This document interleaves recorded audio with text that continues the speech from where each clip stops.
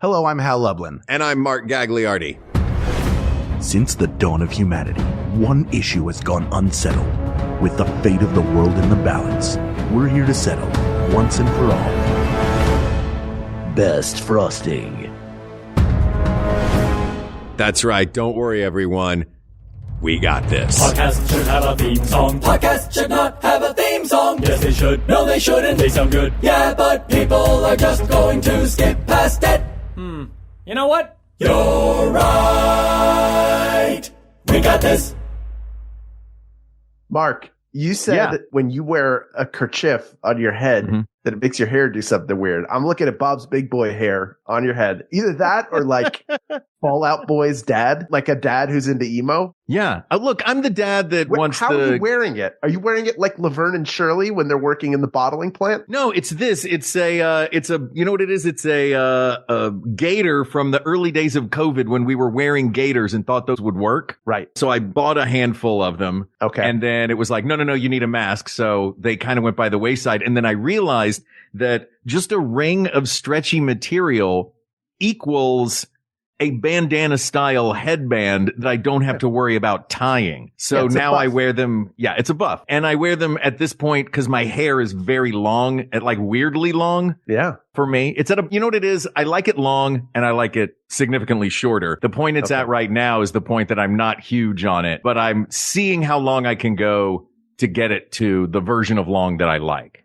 Will you have it long for the Thrilling show in March? I don't know. I had a mullet for the last Thrilling show in LA. We all talked about it. Are you planning on doing that again? It's important that we know ahead of time. We'll see. You know what? Come to see the Thrilling Adventure Hour and find out.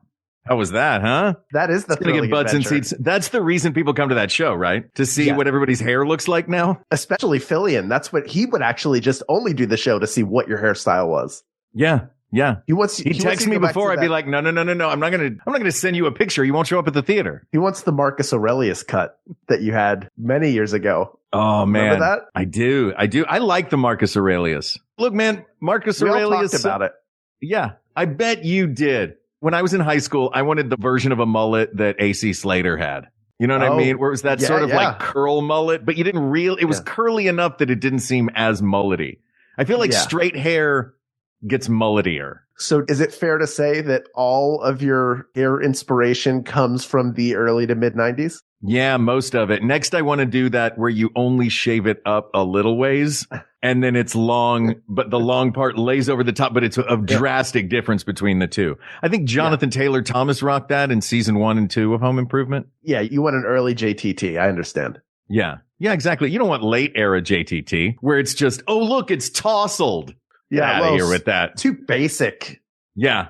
I want your basic tousled hair. Also, we both know it wasn't actually tousled. There was a person with hairspray standing just off camera. Yeah. Meanwhile, by the way, the real cool kids wanted the Zachary Ty Bryan, but nobody wants to talk about that because he wasn't on the cover of Tiger Beat. You know what the Zachary Ty Bryan was? What? It was the blonde version of the AC Slater from Saved by the Bell. Yeah. And straight hair. Spiky up top. Tail in the back. Horrible look. Yeah, that look really is like when you buy a mullet wig. That's what you're buying. Yeah. It's a Locks of Love situation. He actually shaved his head, but just donated it so people could make other wigs out of it. Yeah. He donated his hair to Halloween. Spirit Halloween. Yeah, exactly. I don't think he understood how Locks of Love works. He just put it in an envelope and mailed it, and that's where it wound up. No, he was eating smoked salmon while he did it. He knows. Ridiculous. But we're not here to talk about Locks of Love and the cast of Home Improvement. Hal, we're here to talk about frosting. Yeah, we are. Are you a frosting guy? I am a frosting guy. Not as much. I now talking to you about it, I'm like, oh, we should have gotten my dad for this. Because if you give my father a piece of cake, he will eat around the cake and simply eat the frosting. I've gone with him. Yes, I've gone with him to cupcake places out near me. We were walking around. We go in and they have frosting shots. And all he wants is the Get frosting. outta He here. wants the He wants to taste the frosting. He's like, give you that. And he tries a bunch of it. He's thrilled. When he was inaugurated as the president of the Pennsylvania Association of Realtors, in his suite, they had like a snack tray they'd provided with him. It had like cookies, brownies, and frosting shots. Little cups of frosting. What is this? Hold on a second. Is this a Bill Lublin thing? Like Bill Lublin comes in, they're like, oh, we have to have frosting shots. That's what Bill does. Or is this a Philly thing? Like, I've never in my life heard of and I've heard of some elaborate shots, but I've never heard of frosting shots. No, I mean, essentially, it's a small cup with frosting, and then you eat it with a spoon. That's really. But the frosting is a all it topping. Mark, I agree with you. Your quabble's not with me; it's with the generation before mine, who loves. Yeah, like Ken's right. It's like a pup cup. If I go to Starbucks, I'll get one of those, and he'll get it all over his nose while he's eating it. But I can drive in silence and be fine. Now, he absolutely loves frosting. I like frosting. I like it as overall part of the cake. Like, I like it collectively. Yeah. And I think a bad frosting can ruin a very good cake just as much as bad cake can ruin good frosting, which my father would say, it's ridiculous. You just don't eat the cake. Have I taught you nothing? You're out of the will. Wow, that's intense. He really does care that much about. Does he do the cupcake, break it in half, flip it over, make the sandwich out of the frosting, or does he just like grab us off the top?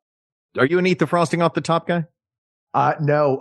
Molly Lewis, former guest, and future guest at some point, Molly Lewis, taught me the cupcake sandwich trick. And ever since then, that's how I do it, because it is no fuss, no muss, and you get frosting in every bite, which is really what you want. Mm-hmm. Yeah. And I think that the less I'm also team, just give me the right amount of frosting. I don't want, but for me, the right amount is not that much. Like on a cake, if I'm looking at a birthday cake, right? And there are parts where there are flowers, and there are parts where there are big elaborate letters, and then there are parts that are just the spaces in between, the negative space on the cake, if you will. That for me is the perfect bite of cake, is negative space from the decor around the outside of the cake. Does that make sense? I think so. Just I don't need any of the words. I don't need the big flour. I just want a thin layer of frosting or icing on top. That's it. Yeah, really, your ideal would be like in a 3-layer cake, you would take a little bite out of the front of your slice. So you get 2 inner layers and then some cake. You don't want it to be too much frosting. You don't want it to be too much cake. You like balance, correct? I do. I like a balance. I guess I hadn't thought about the frosting on the inside of the cake that is the frosting between the layers. Sure. That you can have too little. You can also have too much. Sure. And if it's bad frosting, I think I'm not of the school. I think everybody has a food like this where they're like, I love all pizza. I don't care. All pizza is good pizza. For like my father, he just likes frosting. There's no bad frosting. Frosting is frosting. For me, I think frosting can absolutely suck. Yeah. And it I'm wary of cake in general. I generally don't like cake because I think the frosting has gotten wrong so many times. And as someone similar to you who is a cook, I assume you've made your own frosting. I have, yeah. As I have too. And once you know how to make it properly and how easy it is and how good it is, it's annoying when it's bad. Yeah. Or just sometimes it's not even bad. It's just not your taste. You're like, oh, I wish I had what I made because I know how good it is. Yeah. Yeah. For me, I'm not a huge fan of the buttery tasting frostings where it goes, where that's the main thing. For me, I like a frosting where that part is hidden. So I like a cream cheese frosting, a thing that's made out of something else. I guess now that we're talking about it more and more, I guess I might just not like a lot of frosting. Sure. Let's take a little history lesson, Hal. I have a little bit of a book report, a very minimal book report this time. Okay. Please share with the class. I'll share with the class because this, I think, is going to be something that comes up in this conversation. And that is icing versus frosting. I used to think, based on something that Acker wrote in a script that we did years ago in God Bless America, or it was maybe Destroy Robot World. One of those. Shout out to Acker and Andy Goldenberg, who did this bit in the show, that frosting was heat was used to make frosting and heat was not used to make icing. That is what determines the distinction between the two. I do not think that is necessarily true. That might have been just something. Acker wrote that, please. Yeah, he may have just made that up. Of course. But everything else, it was one of those things that it was one of those things that the whole sketch was about random facts.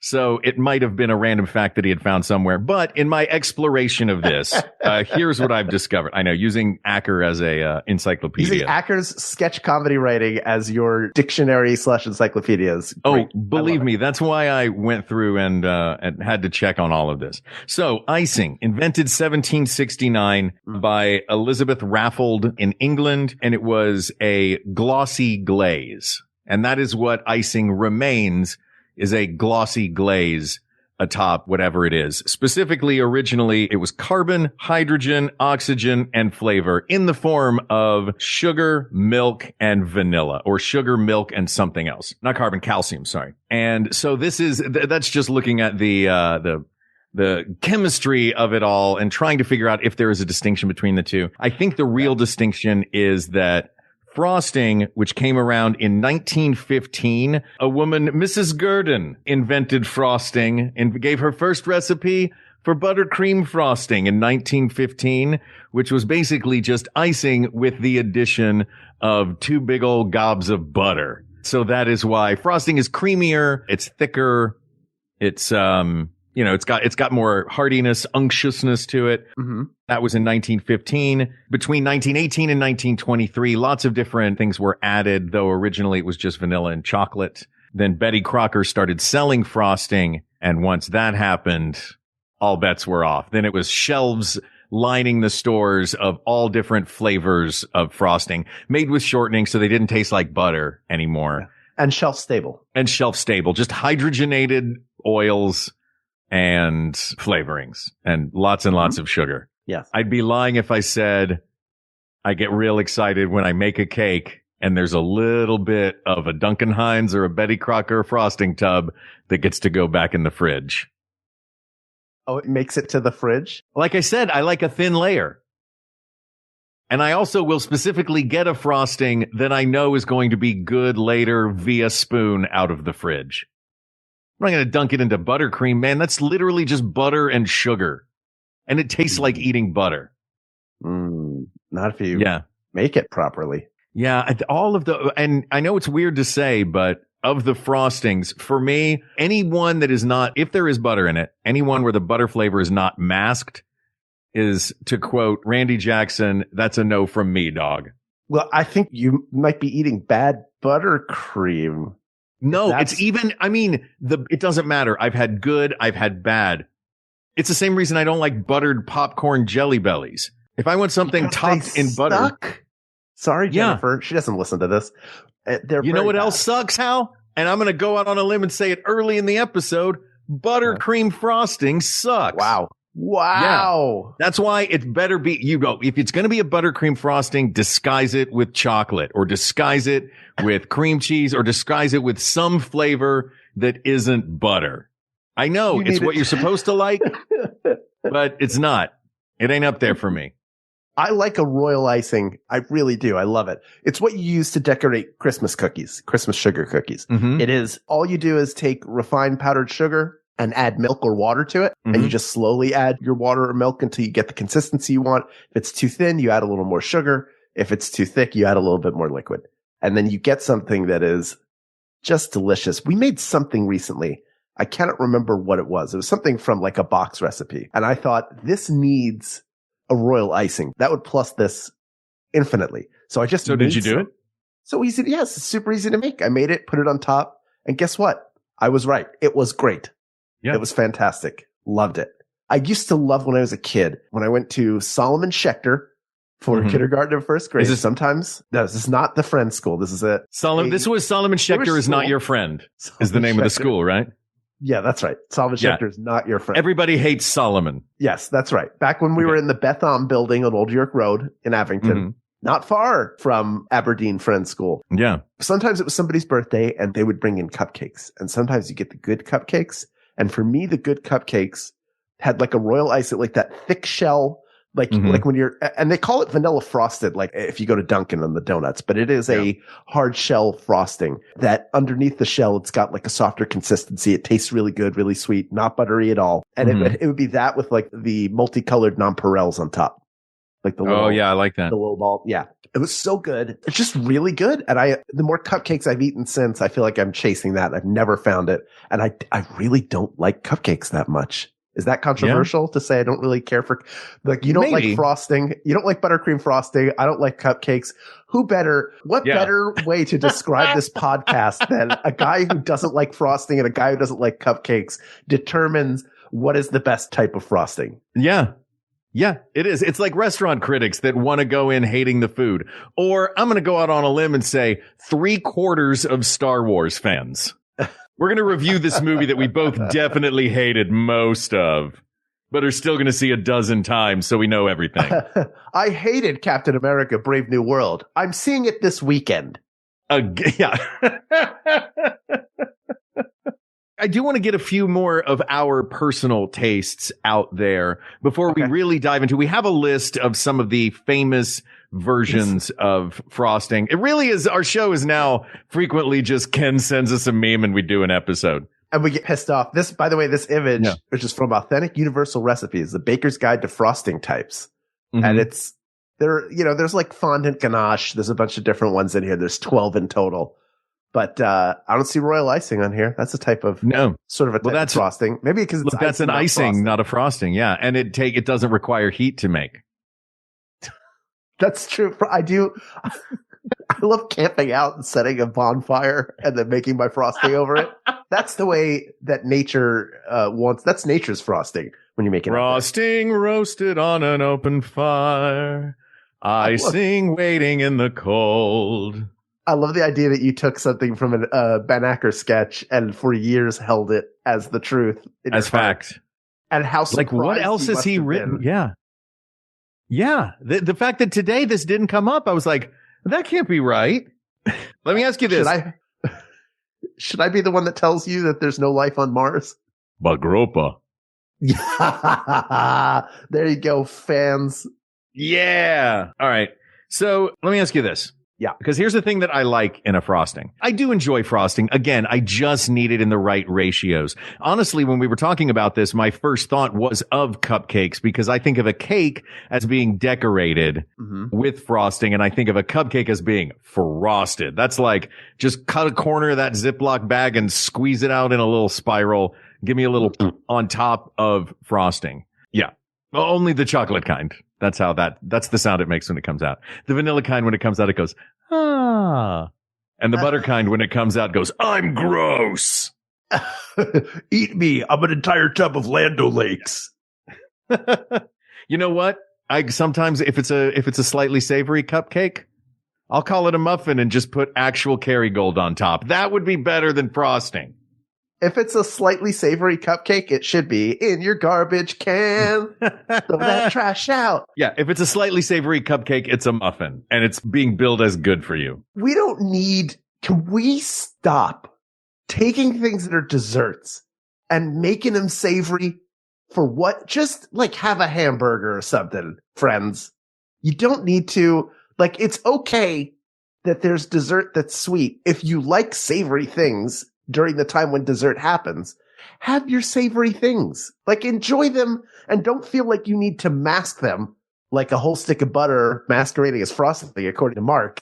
Yeah. There's no need to go like, well, I wish I could have pizza, but I guess I'll have this cupcake. But what if it was a pepperoni cupcake with marinara frost? Don't do that.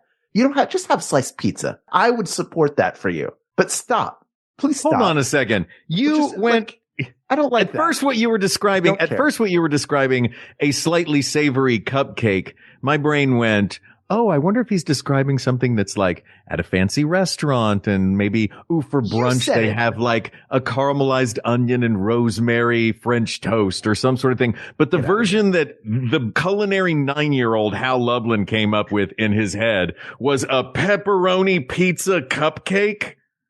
I am using hyperbole, as I want to do, to make a bad point, as I am also want to do. And by the way, French toast with any onion flavor in it sounds super gross as hell. Would never eat it in a million years. And you can call me picky and the master of beige foods all that you want, but sitting by the dock of the beige is my cookbook. But I will tell you right now, I'm 100% right about this. I will not eat caramelized onion French. Get that out of from somebody who builds dams of napkin on his plates. You, for all, should know what does not go in French toast. At a certain point, it's just an onion roll that some egg got into. That's the thing. Did you ever see the movie The Thing? Because describing that, it sounds like the bread is Kurtastically Russelicious. And somehow the rosemary caramelized onion egg rosemary is the wet, multi-faced thing that infiltrates Dr. Fuchs and the rest of the team. Yeah. Ugh, so nasty. You know what? So we're talking about sweets. We're talking about sweets. Yeah. At this point, we have to take a break. I have to reset my mind off of the pizza cupcake. Savory cupcake. Ken has some weird, I don't know when he became the Charles Phoenix of terrible food, but here he is with throwback recipes and ads for foods that shouldn't exist. He's throwing it in our face, and I need to process this. So let's take a break. I'm going to reset. I'll come back calmer, and you will come back with more information about other shows on the fine Maximum Fun Network. How does that sound? That sounds great. Wait, were you talking to me? I'm the only one here. You're the only one here. So you must be talking to me. I can't believe Ken found a pizza cupcake picture online that fast. That's gross, man. He already had it. Pass. I apologize, but don't apologize for my new description of you as a culinary 9-year-old. I take it. Sitting by the dock of the beige. Oh, it's so good. All right, let's go. A special thank you to the Max Fun members who joined, boosted, or upgraded their membership during this year's Max Fun Drive. And as a thank you to everyone who supports Max Fun, we're excited to announce that this year's pin sale is now open. This year's proceeds will go to Transgender Law Center to support their continuing work and advocating self-determination for all people. Everyone at $10 per month or more can purchase Max Fun Drive pins featuring shows from across the network. And all levels are able to buy our 2025 exclusive pin featuring our Rad Pal Nutsy the Squirrel. For more info, head to MaximumFun.org/pin sale. And as always, thank you so much for your ongoing support. Since 2017, Maximum Film has had the same slogan. The podcast that's not just a bunch of straight white guys. Ooh, we've learned something over the years. Some people out there really do not like that slogan. Listen, we love straight white guys. Well, some of them. But if there's one thing we can't change, it's who we are. I'm Iffy, a comedian who was on strike last year in 2 different unions. I'm Drea. I've been a producer and film festival programmer for decades. And I'm Alonzo, a film critic who literally wrote the book on queer Hollywood. You can listen to us talk movies and the movie biz every week on Maximum Film. We may not be straight white guys, but we love movies, and we know what we're talking about. Listen to Maximum Film on Maximum Fun or wherever you listen to podcasts. I'm in a calmer place now. Are you better? I'm ready. I'm ready ready to have a conversation. I'm ready to have a conversation. And I'm ready to talk about sweet things. Mark, take us away. All right. We are looking at, so here's a way that I think we might want to approach this. You are a fan of royal icing. I am a fan of royal icing. Oh. I'm a fan of icing in general. Oh, yeah. Sorry, go ahead. But we do want to talk about, because best frosting is the topic, we've got here a list of a dozen different types of frosting. We are going to pick one of these types of frosting and in the end go from a best blank episode of We Got This to a binary battle episode of We Got This. And it's going to be the best version of frosting versus icing. How does that sound? That sounds good. I have a question to start us off. Sure. I'm diving into these images. To the bottom right, you will see fondant. Yeah. Now, our wedding cake had fondant on it, and it was flavored, so it actually had a decent taste. But it is essentially a gummy paste that creates, it's like putting a jacket over your cake. And you can have frosting underneath it. And not only can you should. Yeah. Do you think fondant, I never think of fondant as a frosting as much as I think of it as a decoration, because oftentimes it is used cosmetically and lacks any real flavor. And it's disappointing every time. Well, it does have that bit of almond flavor to it. It's got that sort of like sometimes it has that like an almond fruit roll up kind of flavor to it. It's, that It's a chewy sheet. It's a delicious, chewy almond sheet. But yeah, I think of it, when I think of fondant, I think of cooking shows on television where they're trying to make something look exactly like Shrek. You know what I mean? Not only that, everybody's trying to make everything like Shrek all the time. Yeah. Or should be. Is it? Yeah. But most of the time, there's no almond flavor. It just, it's like if they tried to make a fruit by the foot out of drywall, you would get fondant. And it's not good. It's not good. It's not about the flavor of it. Tastes bad.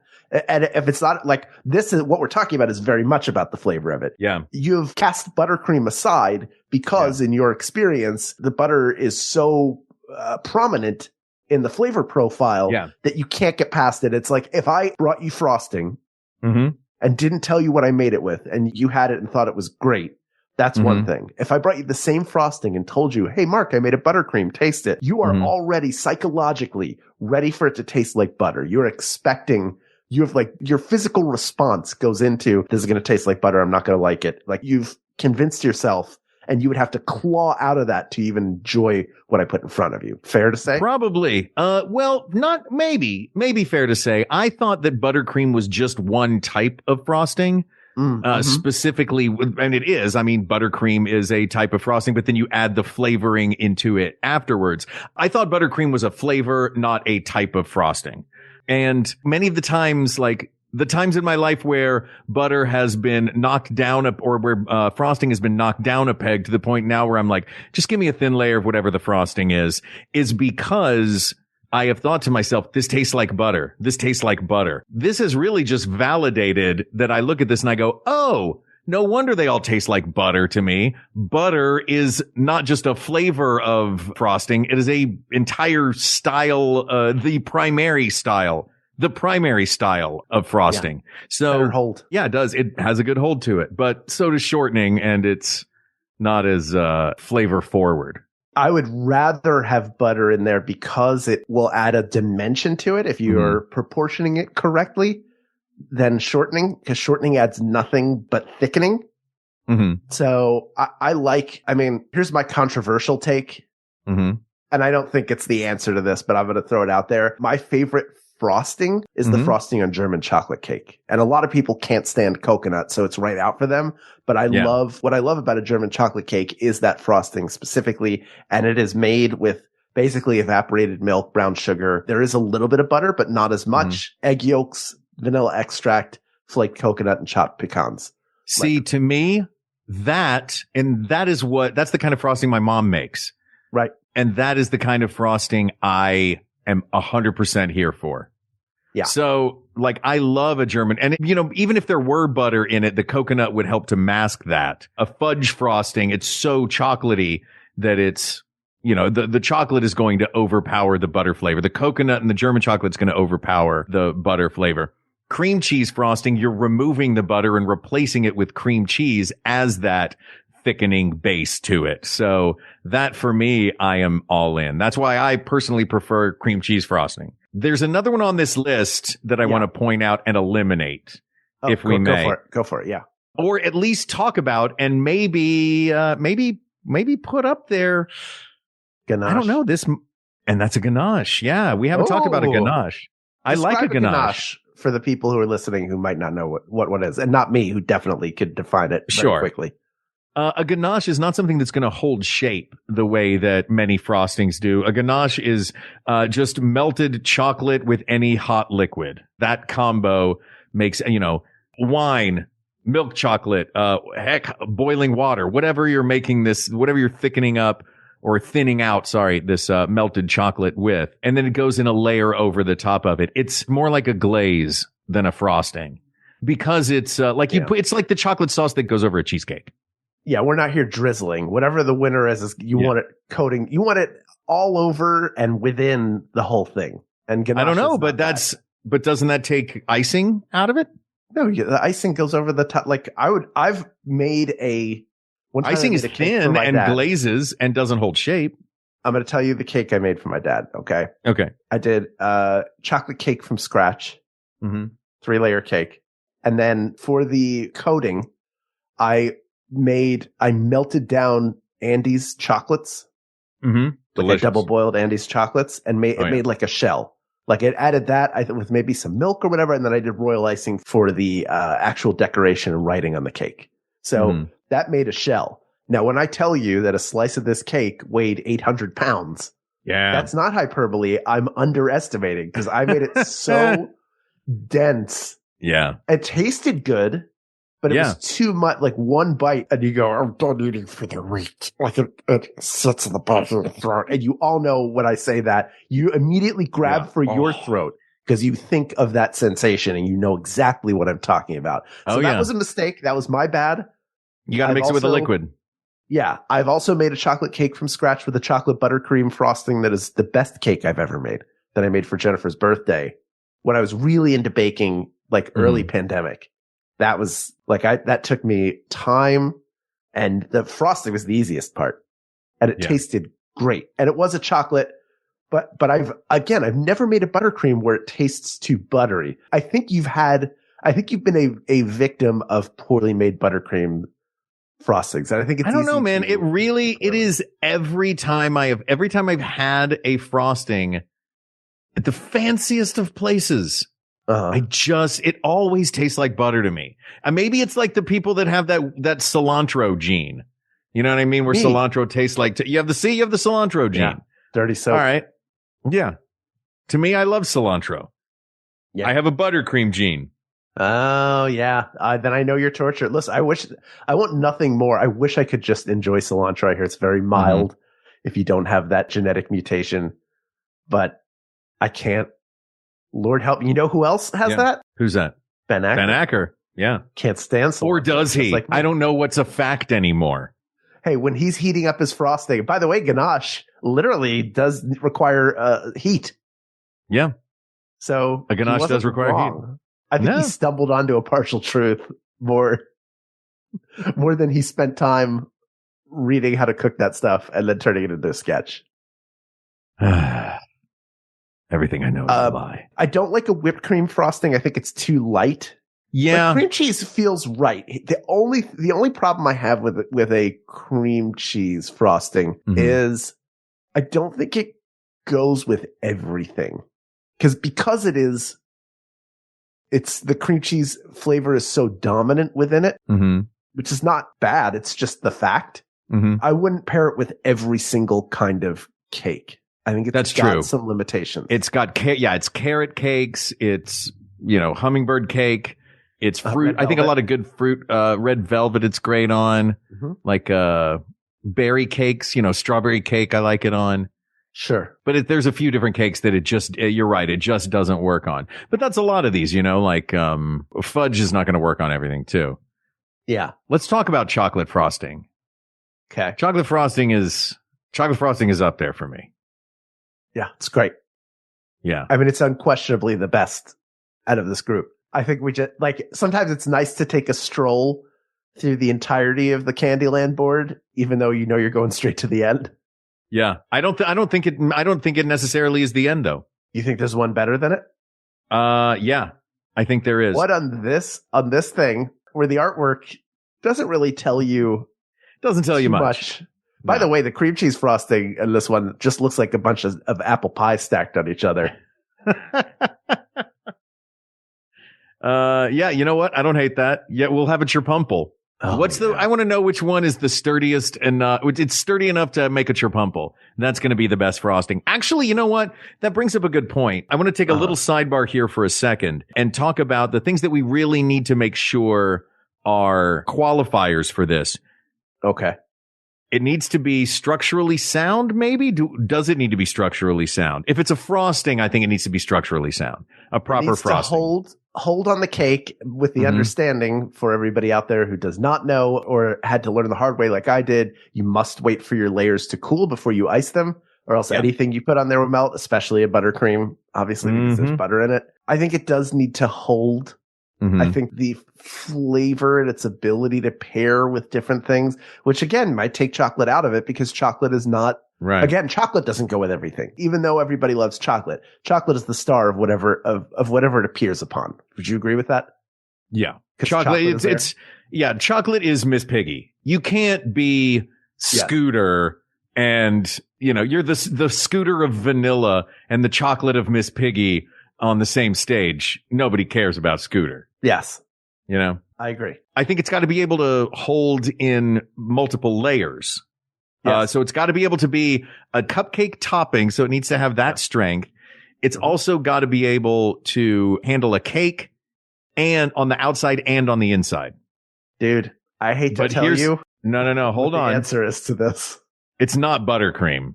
If it's buttercream, then royal icing wins. No. I've got who the winner is and I will tell you why. Oh, okay. Explain, please. Tell me who it is and tell me why. I think there is an ingredient that is vital in a perfect frosting that's going to fulfill all of those functions. Okay. You've already mentioned this ingredient once. That ingredient is egg whites. I think and a few of these have egg whites in them. The royal icing that you mentioned has egg whites in it. Mm-hmm. The egg whites will make it stiff. They will give it more structural consistency, and it will hold up better in heat. There is one factor that we have not taken into account yet, and that is the structural durability for an event. Because cakes and cupcakes are frequently an event food, right? Birthday parties, end of the year picnics, all kinds of things like that. I would argue that, and it's not just because I am Italian. Yes, this is a type of buttercream, but the Italian meringue buttercream, which is basically just a frosting with egg whites in it, hopefully flavored with something that doesn't make it taste like freaking butter. Hot sugar syrup and egg whites. Hot sugar syrup, yes. Hot sugar syrup with egg whites. When I touch a cake, when I touch the frosting on a cake, or if I touch the frosting on a cupcake and remove my finger, I don't want that frosting on my finger. If I just gently touch it and pull my finger back. Then why on earth are you touching people's frosting, Mark? I'm talking about mine, Hal. I'm not going to reach over to... That does look really good. Can you just slide yours over here for just a second? Get away. Just a second. Filthy fingers away. It's not filthy. Hold on. No, it's not filthy anymore. Clean it. It's not filthy anymore. It's unsanitary. It is sanitary because I use scope. Okay, let me just put my finger. Right, see, if I like a frosting where if I tap it very gently, you tap it very gently. You're not going to come away with frosting on your finger. Meaning it's not that wet frosting that's immediately going to fall apart if you go to an outdoor party. I think I know what the problem is. What? You're acting like you're a judge at the Westminster dog show. Yeah. Where you're checking the hindquarters, you're checking the jowls, you're checking the gait. Yeah. And at the end of the day, I think part of this is, which of these frostings would you just eat on its own? Because none of them generally, for me. if you touch, you're not going to go, if you go up to somebody's wedding cake and touch it to see if it's firm, you will get arrested. That will happen at any wedding. That is international law. Is that why there's always a cop? Yes, that's why everybody with an Interpol jacket. With an Interpol jacket, he's got the round hat and he's got the Interpol sash that they all wear because they have a beauty contest every year. Every time you reach out, he always gives you a warning by going, Monsieur. Yeah, I touch it anyway. And then if you reach in, you hear that. Yeah. And then as it goes past, it gets lower. And you have the chief going, Carmen Sandiego was spotted touching a wedding cake in Prague. Okay, real quick, sidebar, quick clean slate, best Carmen Sandiego character name. 3, 2, 1. Mylar Naugahyde. Come on. Remember that? I don't remember Mylar Naugahyde. That is a ridiculous name. Shouldn't have put a dog in charge of naming things. That was their mistake. I think, I understand you. I don't care as much about the structure of it. It needs to stick to it. It can look nice, but I want to eat it and have it taste really good. That's my number one concern, which is why, even though it doesn't go with everything, and an Italian meringue buttercream does not go with everything. It is specifically very good for weddings and outdoor events because it holds. So it serves its purpose very well. I think I would take a fudge frosting out of this because it is the one almost everybody loves. They're going to say either cream cheese or they're going to say fudge. And because they're the ones that don't taste like butter. Whatever helps you sleep at night, I would go with fudge. I would go with chocolate frosting chocolate fudge frosting has got to be the winner here. Yeah. I would say a chocolate fudge frosting that's got some sort, whether it's the xanthan gum in a store-bought version or the egg whites whipped into a homemade version, it's got to have some structural integrity to it. Because I know you only care about the flavor, but Hal, I want my food to look pretty. And if I'm bringing those cupcakes to a party or that cake to a party and it's just that dome plastic lid on the top, I want it to be at least a little bit forgiving. You do your sugar, you do like a cocoa powder, you do milk, and you do a little bit of butter because that's what gives it hold. And then when you mix all that together, you get something that stays, that tastes great. Yeah. That you would just as soon, that's the one where like you're hoping that there's some left over when you're done. That's to stick a finger in it in the fridge. That's so you can eat it there. It's not making it to the fridge. It will be eaten. I don't know about that because like I said, I use a thin layer. It's that I would have to eat half a tub of frosting. You could do it. I believe in you. I can go the distance. I will eat my frosting out of this here tub. I know every bite. We don't have to put it up against royal icing, right? Because the question was frosting and icing's not frosting.